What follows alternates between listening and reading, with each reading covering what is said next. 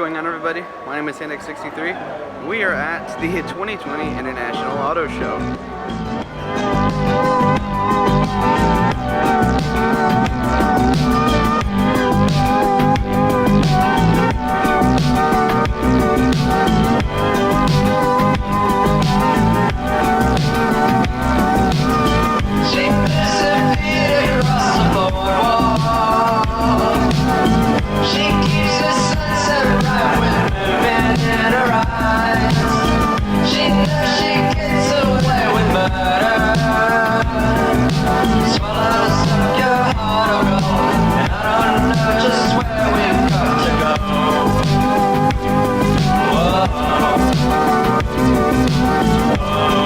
There you go, look at that.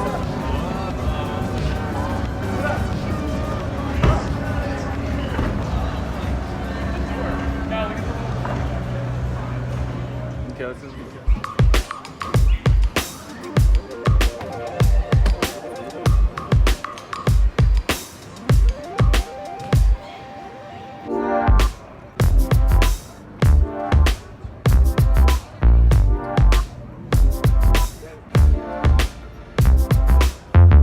This is one of the first cars that we saw. It was right in the entrance, and it's this red Ford Mustang GT. At least I'm pretty sure it's a GT. And what was interesting about this car, as opposed to like the other Mustang that was there, was the fact that it had a manual, which, as most of you know, is a dying breed of cars at this point, even though there are some manufacturers that are holding on to it because they always know that there will be a market for them, which we'll see later in this video. And I do apologize that at times I am filming in landscape instead of portrait.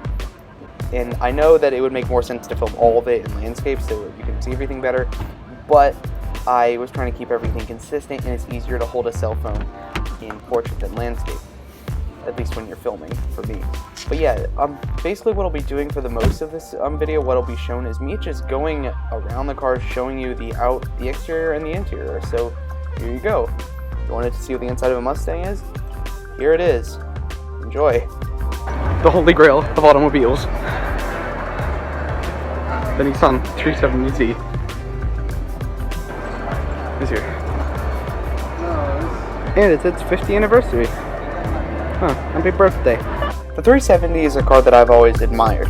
It was one of the first sports cars I'd ever ridden in, as one of my youth leaders actually drove us to our youth retreat in one.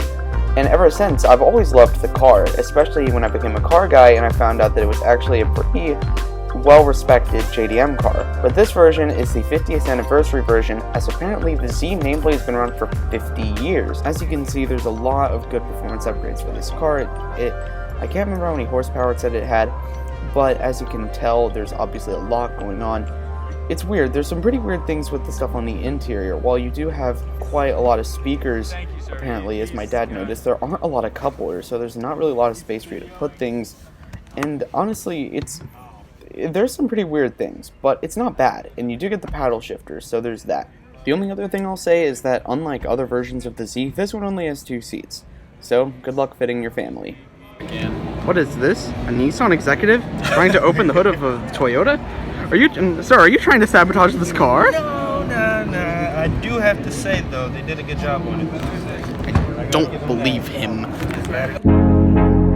No matter if you're a JDM guy, a muscle guy, or even something else, there's no denying the fact that the Supra is highly respected amongst all areas of the car community. After all, it's what got most of us into cars in the first place, watching the Fast and the Furious and seeing Brian's Supra destroy a Ferrari. And when they went away, it was a really sad thing, but luckily, we got it back with the Mark V. Of course, there has been quite a bit of controversy because of how a lot of people say it's just a BMW, and of course, a lot of them are joking, but there is some legitimacy to that criticism. But what I can say is that no matter who made it, it's still a fine car. And if you don't believe me, a representative from Toyota was willing to do a quick interview to help me explain it further. So we're now at the Toyota booth and with the Mark V Supra, and I'm here with, what is your name, sir? Alex from Toyota. So for a question or two, one thing, so after all the time that was spent in between the Mark IV and Mark V, what led to the decision to bring back the Supra, especially at this point in time? Well, we've been getting a lot of people over the course of time who've really been looking for a sporty Toyota vehicle to come out. You know, but there are obviously a lot of diehard Supra fans out there, and with the collaboration that Toyota has with BMW, they really figured the timing was right. They spent a lot of time on research and development, and put forth a great effort to you know, combining forces to put out a new performance vehicle for Toyota. Even with the GT86 FRS already out? Yeah, there was always going to be that part of the market that was always just, they wanted the Supra. The Supra is that classic Toyota vehicle. I do agree there. So, what can we expect from the future of not just like this car in terms of like preceding generations of what we may see with like changes and whatnot, but also just for the Supra name in general? Yeah, honestly, on that, your guess is as good as mine, unfortunately. They only tend to give us our information about 2 or 3 weeks before the rest of the public, so we kind of got teasers even right before they released them. So, but we definitely know the Supra's not going to be going anywhere for a while. We're going to see how the sales do in the first couple of years, and then kind of go from there to see if they want to, you know, keep making changes, maybe come out with a new generation. Do you think that it might come with a manual anytime soon? Considering where the market lays for that? Anything is possible, for sure. Based on the fact that it is a relatively low volume vehicle, they're not planning on selling, like, you know, they're obviously not selling anywhere near the amount of like Highlanders or Camrys. You know, the Supra is a much smaller volume vehicle, that in order to refit the factory to also be able to come out with a manual transmission version of this vehicle, it would cost a really big investment on the part of both BMW and Toyota. I'm sure there are people going to get their hands on the Supra and do all kinds of awesome post-market modifications on these things. People are already doing this. Oh yeah, absolutely. We're putting like wings in the style of the old. Oh heck yes. Old Supra. Like a lot of the stuff at SEMA last year was a lot of it. Stuff. Yeah, and Toyota loves that too. You know, they want people to get these and take them in their own direction. You know, have their fun with them. Well, that was a pretty good question. Thank you very much for your time. No problem, my friend. Absolutely, right. anytime. Enjoy the show, guys. That was Toyota. It's really hard to ignore. The Supra was built for car enthusiasts the moment they decided to bring it back. If it's a Toyota, a BMW, or whatever you want to call it, who cares? It's a good car, and that's all that should really matter.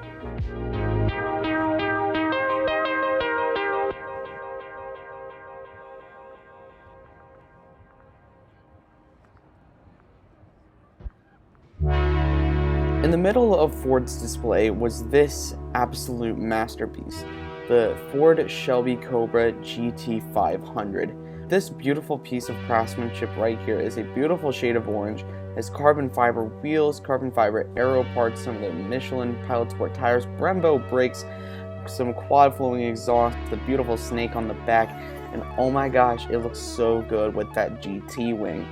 Honestly, this car it was beautiful. It was really hard to keep my eyes off of it when I was trying to look at everything else at the convention. And it honestly is very interesting, as it does represent yet another design change for the Mustang, as if you can tell, it does not look like the current generation of Mustang. I don't know like what the S number is.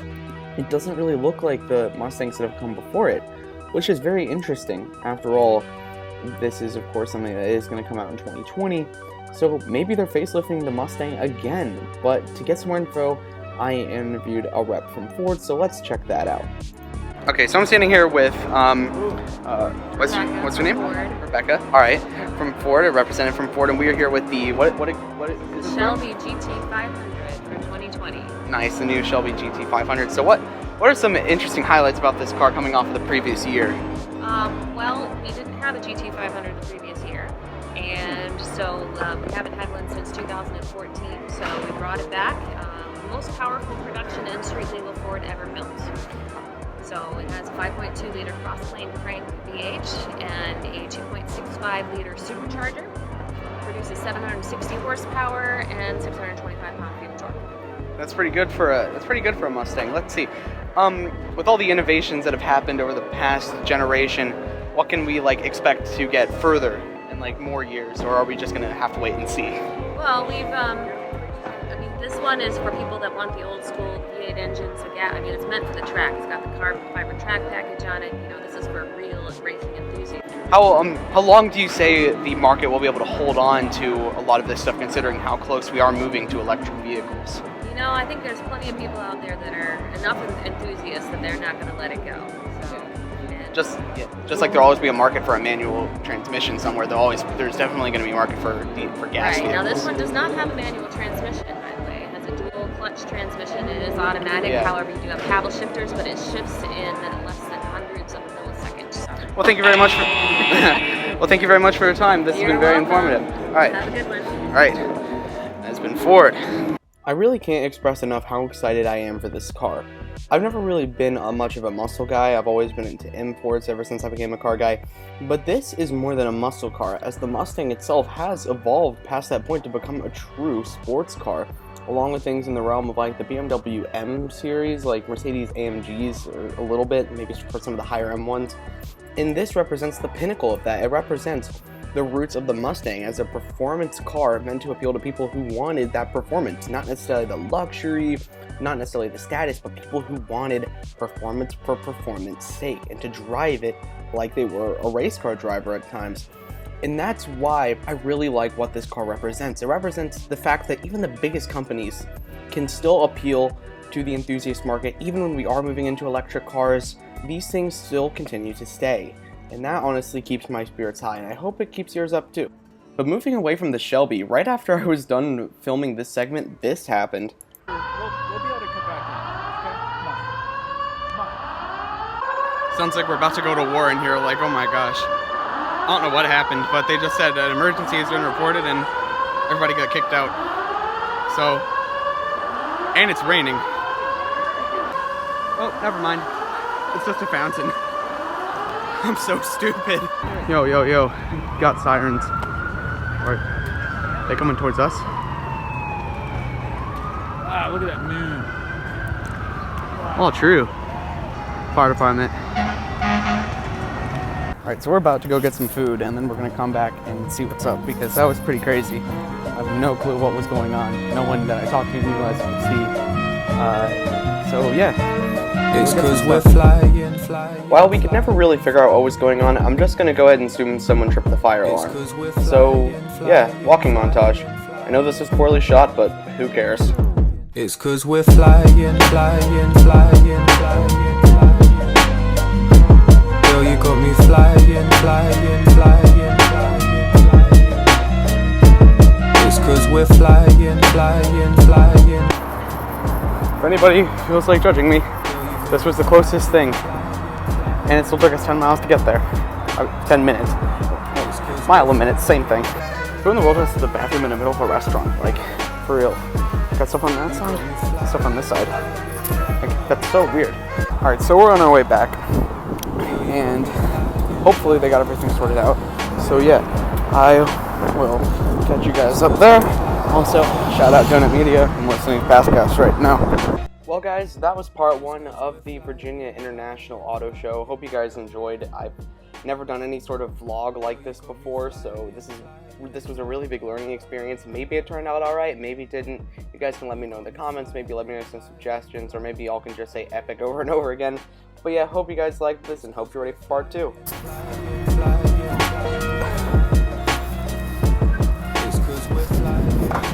And we're back.